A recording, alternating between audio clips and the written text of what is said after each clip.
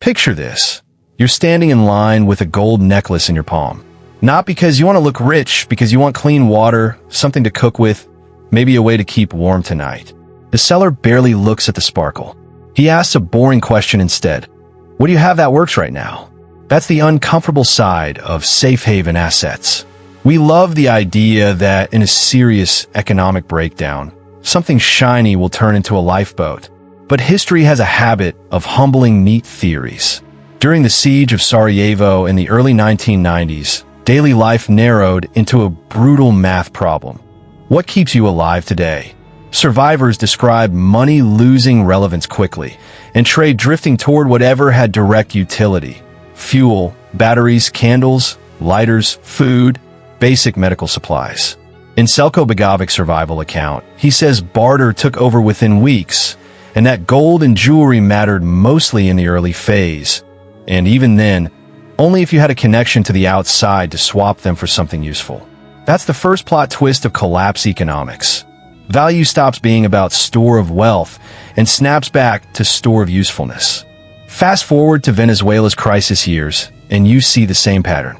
Reuters reported villagers exchanging fish, fruit, and coffee beans for essentials as the formal economy seized up. Coffee beans weren't magic. They were standardized, divisible, and consumable, so people could agree on them quickly. So if gold isn't the hero in the darkest chapter, what is? Here's where the story gets more interesting and more hopeful. The best hedge in breakdowns isn't a metal. It's a way of living that keeps producing value when the usual pipes get clogged. Think of gold as an IOU from society.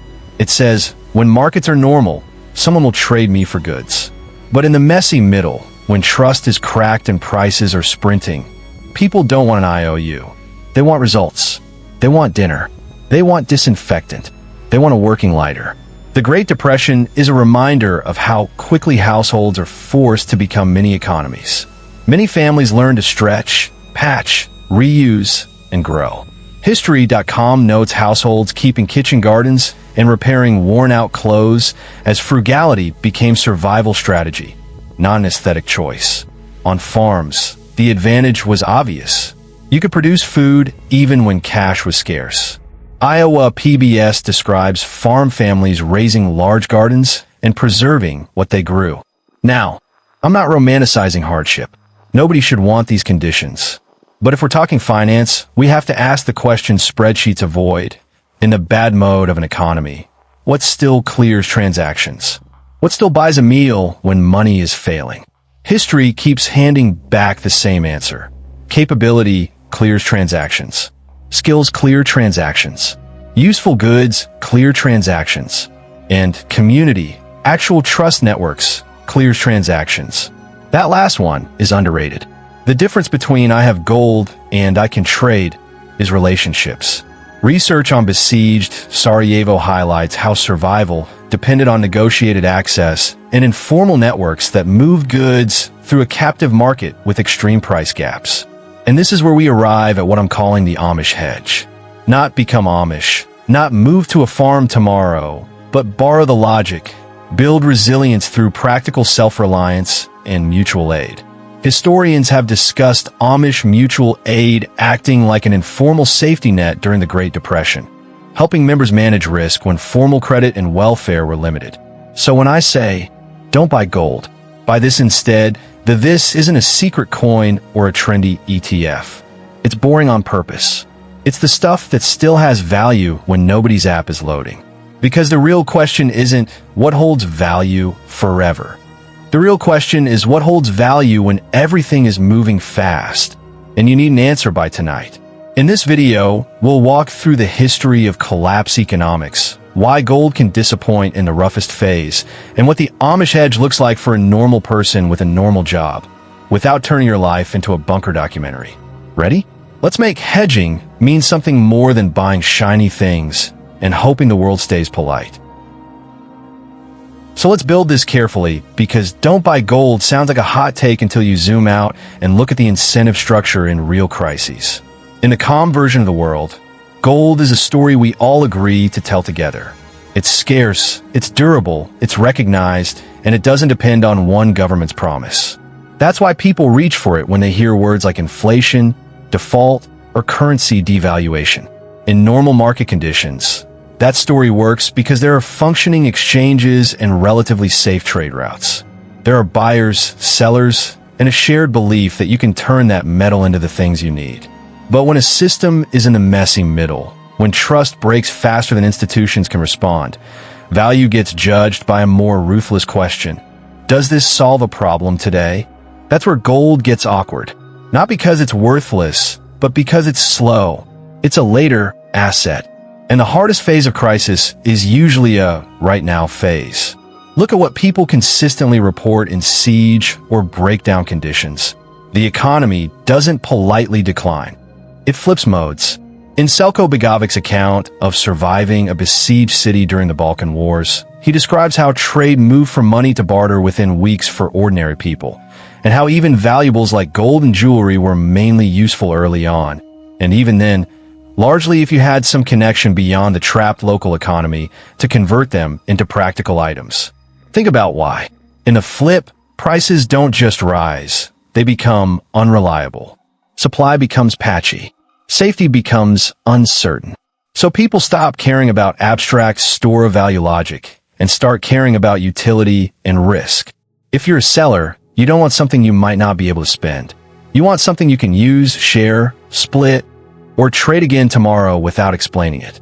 That's why you see the same pattern in hyperinflation episodes and severe shortages. Barter and commodity money show up not because people are nostalgic, but because it's efficient under stress. Reuters reported on Venezuelan communities exchanging fish, fruit, and coffee beans for essentials as the formal money system broke down and cash was scarce. Those goods weren't fancy, but they were understandable, usable, and reliably valued by your neighbor. This is the core of the Amish Hedge idea. In the harshest chapter, wealth is less about what you own and more about what you can consistently produce, repair, preserve, and provide. And no, you don't need a horse and buggy to get the point. The Amish Hedge is basically financial resilience without assuming the bank app works. It's building a small personal economy that can still function when the big economy is glitching. Historically, communities that practiced mutual aid and practical self-reliance had a kind of shock absorber. During the Great Depression, many households leaned into frugality, kitchen gardens, repairing, and reusing, because their incentive was survival with limited cash and unstable employment. Now zoom in on the part that matters for finance. That wasn't just lifestyle. That was a portfolio shift. If your income stream becomes uncertain, you substitute money with capability. If the price of basics spikes, you substitute purchasing with producing. If markets become unreliable, you substitute trust in systems with trust in people. That's why mutual aid networks show up again and again in economic history. They're not charity as vibes. They're risk management. They distribute shocks across a group, so one bad month doesn't wipe you out. Historians discussing Amish mutual aid during the Great Depression frame it as functioning like a welfare or insurance substitute within the community, an internal safety net when external systems are limited or inaccessible. Now let's make it personal and not too apocalypse-wide. Imagine someone like you. Normal job, normal bills. You've heard the buy gold advice 1,000 times. So you buy a small piece, feel responsible, and go back to life. Then life taps you on the shoulder with a boring disaster, a job delay, a medical expense, a supply shortage, a rent increase, a power issue, an unexpected family obligation. Nothing cinematic, just real life doing what it does. What helps you most in that moment? Is it a necklace you now have to sell, possibly at a bad price, on a bad day, to a buyer you don't trust? Or is it the boring stack of survival capital you built over time? A cash buffer that covers the gap, practical skills that reduce your costs, tools that keep small problems from turning into expensive emergencies, and people you can call without shame? Here's what the Amish Hedge looks like when translated into everyday finance language. You treat your resilience like an asset class. You invest in the ability to reduce your monthly burn rate without suffering. That's budgeting, yes, but also skills. Basic repairs, cooking staples, maintaining what you own. knowing how to keep things running so you don't get forced into the worst possible purchase at the worst possible moment. In a downturn, the person who can fix the leaking tap or patch the torn seam isn't just saving money, they're avoiding panic spending. You invest in small, repeatable production, not because you're trying to be a farmer, but because producing even a little creates options. A small garden, even if it's containers. A side skill that can generate cash. The ability to make something useful for others. In history, when cash is tight, I can do X becomes a currency. Not metaphorically, literally. You invest in practical goods that don't expire into uselessness. I'm not talking about hoarding. I'm talking about sensible redundancy. The stuff that keeps your daily life functioning and keeps you from paying emergency prices. Think of it as smoothing volatility in your personal supply chain. You invest in health and basic readiness because health is a financial variable. People talk about hedging inflation, but ignore the most common wealth killer. Preventable problems that become expensive because they were neglected. If the economy gets rough, your body doesn't pause and wait for better interest rates. And you invest in relationships because trust is infrastructure. That sounds soft until you remember that trade requires safety and information. In Siege of Sarajevo, researchers have described the business of survival as depending on negotiated access and networks, formal and informal, because goods move through relationships when normal channels fail. Now, does this mean gold is useless? No, this is where the nuance matters. Gold can be a hedge for the after. When systems stabilize, when markets reopen, when trade normalizes, gold tends to regain its role as a recognized store of value. Historically, that's the phase where precious metals can help you preserve purchasing power across regimes and resets. But the Amish Hedge is saying, don't confuse the after asset with the during asset. During the worst phase, the highest return investment is often the thing that keeps you from being forced to sell anything at a discount. It's the thing that turns you from a price taker into someone with options. So if you're building a collapse-resistant financial strategy, the order of operations matters. Capability first, practical value second, networks always. And then, sure, some gold for the period when the world starts acting like a market again. Because in the chapter where everybody's stressed, shiny is nice, but useful is king. And here's the part that's both comforting and a little annoying. You don't need to predict the apocalypse to take this seriously. Most people hear collapse and immediately picture movie scenes. Sirens, smoke, dramatic music. But the way history usually hits households isn't cinematic. It's slower, uglier, and more mundane. It's a paycheck that arrives late. A price that doubles and never comes back down. A job market that quietly turns into a waiting room. A supply chain that becomes unpredictable. A neighborhood where everyone suddenly starts asking the same question at the same time. Do you know where I can get? That's why I keep calling this the Amish Hedge, because it's not a bet on catastrophe. It's a bet on resilience. It's you looking at history and saying, okay, what actually holds up when things get shaky? And the answer is painfully consistent. The winners aren't always the people with the most money. They're the people with the most options. Options come from three places. What you can produce, what you can fix, and who you can trust. That's it. That's the skeleton key. If you can produce even a little value with your own hands or your own mind, you're less dependent on perfect conditions. If you can fix problems before they become expensive emergencies, you're less likely to be forced into bad trades. And if you have trust, real trust with real people, you don't have to navigate uncertainty alone. Now, I know some of you are thinking, okay, but gold is still gold. People have wanted it for thousands of years. True, gold has a long history of being recognized across cultures. It's durable. It doesn't rot. It doesn't rust. It doesn't depend on a single government. That's why it keeps coming back whenever confidence in paper breaks. But here's the key difference this whole video is trying to tattoo gently onto your brain. Gold is a bridge across time, not a tool for the worst day. It can help you move purchasing power from one era to another, especially when things normalize again. It's the after asset. It's often not the during asset. And the during phase is where people get hurt, Not just financially, but emotionally, because that's when desperation changes the rules of trade. That's when fear makes people accept terrible deals. That's when you learn, in a very personal way, that liquidity isn't just how fast you can sell, it's how safe you feel selling.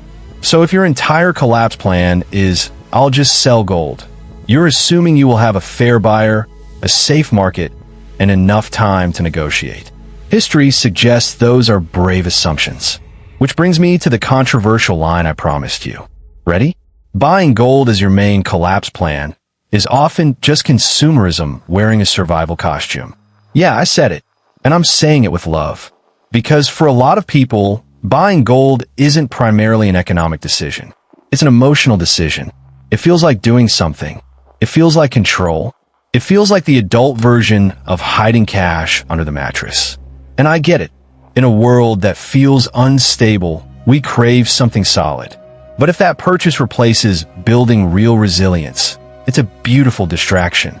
It's like buying the world's best helmet and never learning how to ride the bike. The Amish Hedge is the opposite energy. It's not sexy. You can't flex it on social media. You can't post a dramatic unboxing video titled "My New Hedge Arrived." It's mostly quiet competence. It's the pantry that's organized without being obsessive. It's the ability to cook staples so you're not at the mercy of restaurant prices.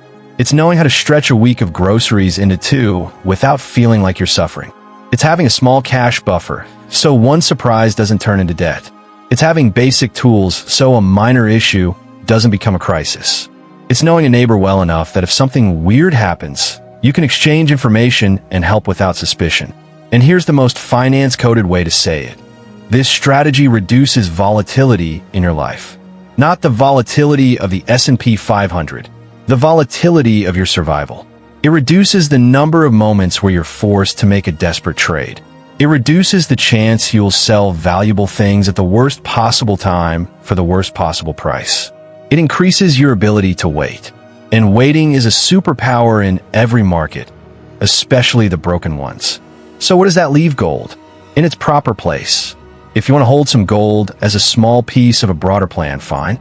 Historically, precious metals have played that role for people who can afford to hold through chaos and wait for stability. But the point of this video is that the first dollar you invest in hedging shouldn't go to shine.